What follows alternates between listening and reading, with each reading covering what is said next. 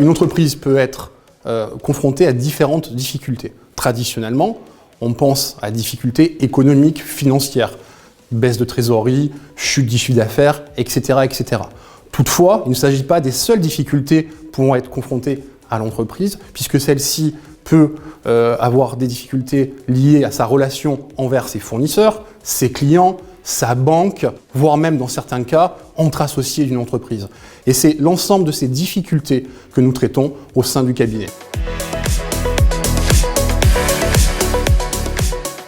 Il existe différents types de procédures en droit français permettant à l'entreprise de résoudre ces difficultés.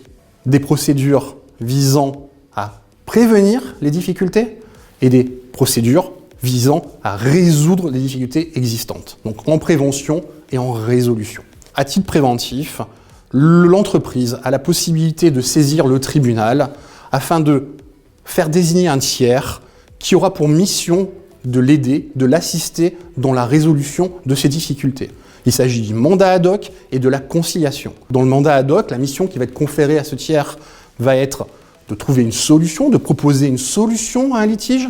Dans la conciliation, l'objectif du conciliateur va être de réunir l'ensemble des parties afin de trouver un échéancier sur la résolution des difficultés éventuelles de l'entreprise. L'avantage de ces deux procédures, c'est qu'elles sont confidentielles, donc seule l'entreprise et les tiers concernés en sont informés.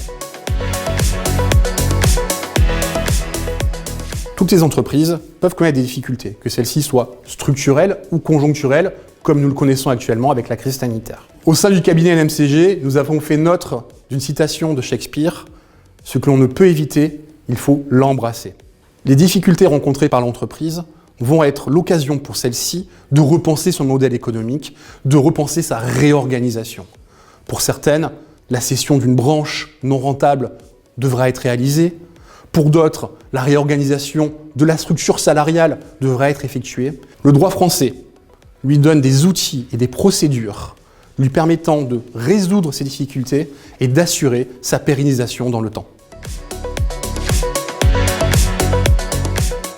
Au sein du cabinet NMCG, notre mission est de défendre, de conseiller et d'assister nos clients dans tous les domaines du droit des affaires. Pour y parvenir, la transparence et la confiance sont au cœur de notre relation client. Le cabinet NMCG est un partenaire de l'entreprise se rendant disponible et réactif pour assurer la défense et les besoins en conseil de l'entreprise.